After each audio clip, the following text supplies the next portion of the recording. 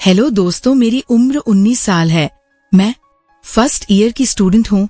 ये बात उन दिनों की है जब गर्मी शुरू हो गई थी, इसलिए हमें कॉलेज से छुट्टियां मिल गई थी।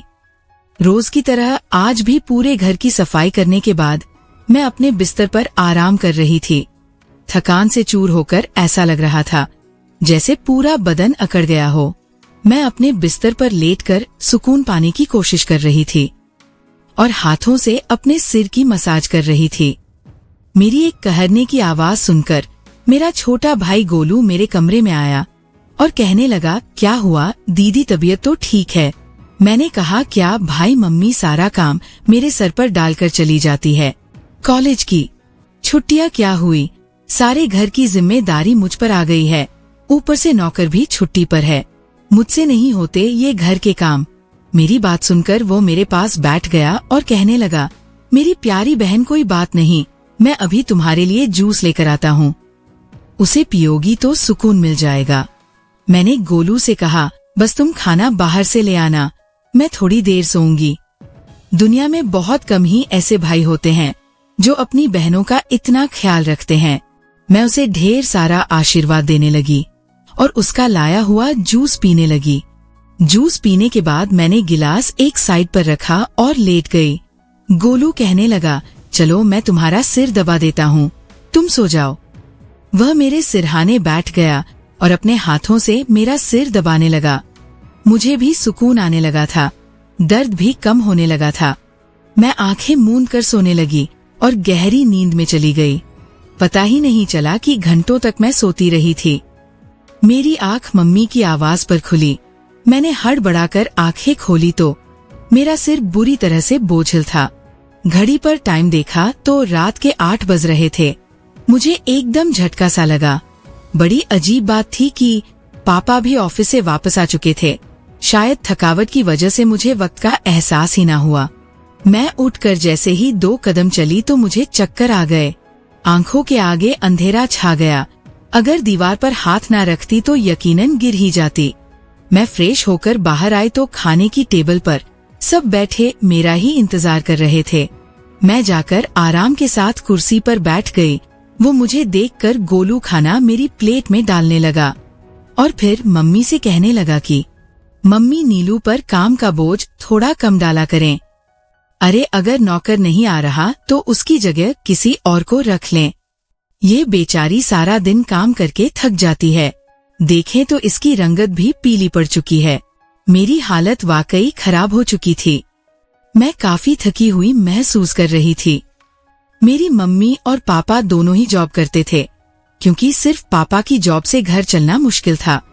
ऊपर से हमारी पढ़ाई के खर्चे भी कुछ कम नहीं थे, इसलिए मेरी मम्मी भी उसी कंपनी में जॉब करती थी जहां पापा करते थे। मैं और गोलू कॉलेज जाते थे, मगर अभी गर्मी की वजह से छुट्टियां थी, इसलिए हमें घर ही रहना पड़ रहा था। मैंने ये बात नोट की थी कि पिछले कुछ दिनों से गोलू मेरे साथ कुछ ज्यादा ही अटैच हो चुका है। जब से हमारी छुट्टियां हुई थी, वो मेरा बहुत ख्याल रखने लगा था। अगर मैं घर का कोई काम कर रही होती तो आकर मेरी मदद करने लगता। अगर मैं थक जाती तो मेरा सर दबा देता। मैं उसे मना करती, मगर वो कहता कि नहीं, तुम थक चुकी हो, इतना काम करती हो, मेरा हक है कि मैं तुम्हें सुकून पहुंचा रहूं। मैं भी खामोशी से लेटी रहती, मगर एक रात जो कुछ हुआ उससे मेरे होश उड़ गए थे। क्या गोलू कभी ऐसा भी कर सकता है? मैं अपने कमरे में सो रही थी। आधी रात के वक्त मुझे महसूस हुआ जैसे कोई मेरे कमरे में आया हुआ है। आहिस्ता से चलता मेरे बिस्तर के करीब आया हो।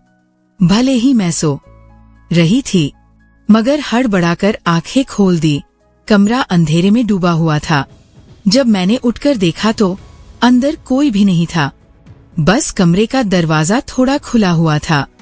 मैं सोने से पहले हमेशा दरवाजा बंद करके सोती थी, फिर खुद कैसे खुल सकता था। मैं नींद से भरी आंखों से उठी और दरवाजे को लॉक करने लगी। दरवाजा लॉक करने के बाद दोबारा पलटकर बिस्तर पर सो गई। मेरी आंखें बंद होते ही एक बार फिर मुझे कदमों की आहट सुनाई देने लगी, जैसे कोई बिस्तर पर मेरे पास बैठ रहा हो। ऐसा लगा जैसे कोई अपना हाथ मेरी ओर बढ़ा रहा हो। लेकिन जब मैंने पलटकर देखा तो कोई नहीं था। मुझे घबराहट होने लगी थी। मैंने उठकर कमरे की लाइट ऑन कर दी। दरवाजा खोलकर भी बाहर देखा मगर वहाँ पर भी कोई नहीं था। आज से पहले ऐसा कभी नहीं हुआ था जो अब हो रहा था। मुझे प्यास लगी तो मैं कमरे का दरवाजा खोलकर बाहर निकली। उसी वक्त गोलू भी अपने कमरे से बाहर निकला। मुझे देखकर उसने पूछा, क्या बात है, आप अभी तक जाग रही हैं? मैंने जवाब दिया, कुछ नहीं, बस ऐसा महसूस हुआ जैसे कमरे में कोई मौजूद हो। पानी पीकर मैं दोबारा कमरे में आई और पीछे पीछे वह भी आ गया। उसने कहा, आपको डरने की जरूरत नहीं है। अगर आपको डर लग रहा है तो मैं आपके पास हो जाता हूँ। मैंने उसे मना करते हुए कहा, नहीं, तुम्हें अपनी नींद खराब करने की जरूरत नहीं है, तुम अपने कमरे में सो जाओ। लेकिन वो जिद करने लगा, मैं आपको अकेला किसी भी हाल में नहीं छोड़ सकता। आपकी तबीयत खराब हो सकती है, मैं आपको तकलीफ में नहीं देख सकता। आप सो जाएं, मैं यही सो जाता हूँ। आखिरकार मैं बेड पर जाकर सो गई और उसने तकिया उठाकर सोफे पर रख लिया और वहीं सो गया। उस रात मुझे ऐसा महसूस हुआ जैसे कोई मेरे सरने बैठकर मुझे बहुत देर तक देखता रहा हो। उसने मेरे बालों को सहला और मेरे चेहरे पर उंगलियां फेरी और मैं सुकून से सो रही थी। मुझे सब कुछ एक सपने जैसा लग रहा था। अगली सुबह जब मैं उठी तो मेरा मूड बड़ा अजीब था, लेकिन जब मैंने अपने भाई पर गौर किया तो मैं हैरान रह गई। शुक्र था कि मैंने अपने जिस्म को दुपट्टे से ढक रखा था। मेरी कमीज तितर बितर हो चुकी थी। मुझे हैरत हुई क्योंकि आज से पहले मैं कभी इस तरह आराम से नहीं सोई थी। आज वह बहुत खुश महसूस कर रहा था। जाने क्या वजह थी, मैंने उससे पूछा तो उसने कहा, मैं तो रोज ही इतना खुश होता हूँ। जिसको आप जैसी बहन मिल जाए वो क्यों ना खुश हो। घर के सारे काम निपटा कर जब मैं बैठी तो वो गोलू तेल लेकर मेरे पास आ गया। कहने लगा, नीलू दीदी, आप अपनी बाल को ले आइए, मैं आपके सिर में मसाज कर देता हूँ। मुझे उसकी हरकतें अजीब लगती थी। मैंने कहा, ये तुम्हारा काम नहीं है, जाओ अपने दोस्तों के साथ घूमो फिरो, मुझे मसाज की जरूरत नहीं है। मगर उसने मेरी बात नहीं मानी और खुद ही मेरे बालों से कलेचर उतार कर कहने लगा, आप नखरे मत किया करें, किस्मत वालों को ही ऐसे भाई मिलते हैं। जब आपका भाई आपके खूबसूरत रेशमी बालों में मसाज करना चाहता है तो आपको क्या समस्या हो सकती है। आ जाइए, मैं आपके सर की मसाज कर देता हूँ, आपको बहुत सुकून मिलेगा। वह मुझे उठाकर कमरे में ले गया। मैं बेड पर तकिया रखकर लेट गई। मेरे बाल बेड से नीचे लटक रहे थे। वह मेरे सरने बैठकर मेरे बालों की मसाज करने लगा। गोलू मुझसे 2 साल छोटा था मगर मुझे नाम से बुलाता था। कहता, आप इतनी प्यारी है कि आपको देखकर दिल करता है कि आप हमेशा इसी तरह मुस्कुराती रहें और मैं आपकी लाड उठाता रहूं। वह मेरे बालों की मसाज कर रहा था और उसके हाथों में जैसे जादू था। मुझे इतना मजा आया कि मैं नींद की वादियों में खोने लगी। मैंने उससे पूछा, ये कौन सा तेल है? वह बोला, ये बहुत ही खास तेल है। मसाज के दौरान ही मैं नींद में खोने लगी। कुछ देर बाद जब मेरी आँख खुली तो मेरा पूरा बदन दर्द से टूट रहा था। ऐसा लग रहा था जैसे मेरी टांगों पर बहुत ज्यादा वजन रख दिया गया हो। पूरे बदन में दर्द सराय कर रहा था। धीरे धीरे उठकर बैठी और आसपास देखने लगी। जब मैंने अपने पर गौर किया तो पूरी तरह भीगी हुई थी, जैसे किसी ने मुझे नहला दिया हो। कपड़े गीले थे, पंखा बंद था और गर्मी थी। ये सब क्या हो रहा था? मैं बड़ी मुश्किल से खाड़ी उठी। मुझे चक्कर आ रहे थे, चलना मुश्किल हो रहा था। मैं अपनी हालत समझ नहीं पा रही थी कि ये सब क्या हो रहा है। बड़ी मुश्किल से चलकर बाथरूम गई और फ्रेश हुई। अपनी हालत पर गौर किया तो ऐसा लगा जैसे मैं सोई नहीं बल्कि कोई मेहनत वाला काम कर रही थी। जब मैं कमरे से बाहर निकली तो मुझे फुसफुसाना की आवाज आई। ऐसा लग रहा था जैसे कोई किसी से बात कर रहा हो। घर में मेरे और उसके अलावा कोई नहीं था। फिर वह किसके साथ बात कर रहा था? मैं पहले किचन में पानी पीने गई मगर तब तक आवाज आनी बंद हो गई थी। मैं किचन के दरवाजे के पास खड़ी थी जब वह व्यक्ति बैठक से निकला। उसके हाथ में काफी पैसे थे जिन्हें देखकर वह मुस्कुरा रहा था। मेरे माथे पर बल पड़े अगले ही पल उसकी नजर मुझ पर पड़ी। मुझे देखकर कहने लगा, नीलू आप उड़ गई। मैं चलते हुए उसके करीब आई। वो हड़बड़ाकर पैसे अपनी पैंट की जेब में डाल रहा था, मगर मैंने उसका हाथ पकड़कर उन पैसों को सामने लाकर कहा, इतने पैसे तुम्हारे पास कहाँ से आए? वो कहने लगा, आप प्लीज पापा को मत बताना। मैं ताज्जुब में थी कि उसने ये पैसे पापा के क्यों नहीं दिए। मैंने सख्ती से पूछा तो वो सहम गया। कहने लगा, यह पैसे तो पापा के एक दोस्त ने कई साल पुराने कर्ज के रूप में लौटाए थे। मैंने सोचा था कि इनसे ही मोबाइल लूंगा, लेकिन उसने पैसे मुझे थमा दिए। मैंने कहा, हाँ तुमने अच्छा किया। घर के हालात देखो किस कदर खराब है। हमारे माँ बाप दोनों नौकरी कर रहे हैं और तुम मोबाइल लेने की बात कर रहे हो। उस रात उसने मुझसे कोई बात नहीं की और जल्दी सोने चला गया। अगले दिन मैं किचन में काम कर रही थी, तब गोलू अपने दोस्तों के साथ घर में दाखिल हुआ। मैं जितनी हैरान होती उतना कम था, क्योंकि वह अपने दोस्तों को सीधा किचन में ही ले आया था। उस वक्त मैं दुपट्टा उतार कर बर्तन धो रही थी। जब वो सब हंसते हुए अंदर आए, मैंने तुरंत दुपट्टा किया और फिर गोलू को समझाने लगी कि ये क्या तरीका है, तुम जानते हो इस वक्त मम्मी पापा घर नहीं हैं, फिर भी इन लोगों को घर ले आए हो। गोलू कहने लगा, ये मेरा घर है, जब आपको मेरा ख्याल नहीं है तो मैं आपका ख्याल क्यों करूं? अच्छा खाना तैयार करो, मेरे बहुत खास दोस्त है। मैं उसके दोस्तों के लिए खाना बनाने लगी तो वह बोला, खाना परोसने भी तुम खुद ही आओगी। मुझे गोलू का रवैया हैरान कर रहा था। छोटी सी बात पर वो ऐसे कैसे बदल सकता था। मैंने खाना टेबल पर लगा दिया।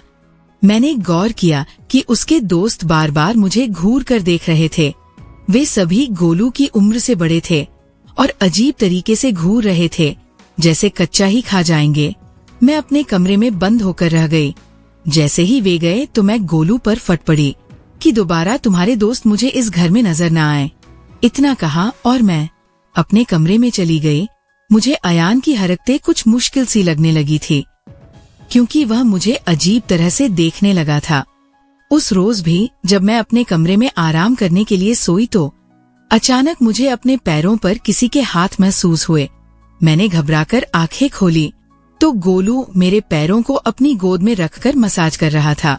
मैंने उसे ऐसा करने से मना किया, मगर वो कहने लगा, मैं जो कर रहा हूँ मुझे करने दे। इस घर में एक मैं ही हूँ जिसे आपकी इतनी फिक्र है। मम्मी पापा को तो काम से ही फुर्सत नहीं है। खैर मैं भी थक चुकी थी। आंखें बंद की और सोने लगी। गोलू के हाथों के मसाज से मैं नींद की गहराई में खोने लगी थी, मगर जब मेरी आँख खुली तो मेरे होश उड़ गए। मेरा सर बुरी तरह चकरा रहा था। बिस्तर की चादर बिल्कुल बिखर चुकी थी। बिस्तर पर एक शर्ट और एक मेल परफ्यूम पड़ा था। ये सामान किसका था? मैं तो कुछ भी बोल नहीं सकी। सर में इतनी तेज दर्द था कि मैं दोबारा बिस्तर पर गिर गई। ऐसा लग रहा था जैसे किसी ने मुझे बेहोशी की दवा पिला दी हो।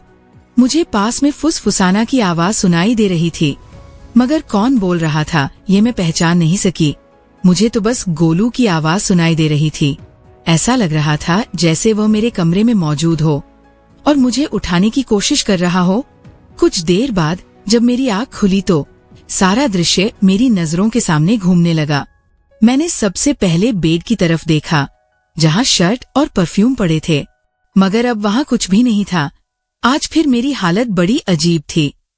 मैं बच्ची तो नहीं थी जो ये सब कुछ समझ ना पाती। घर में मेरे और गोलू के अलावा और कोई नहीं था।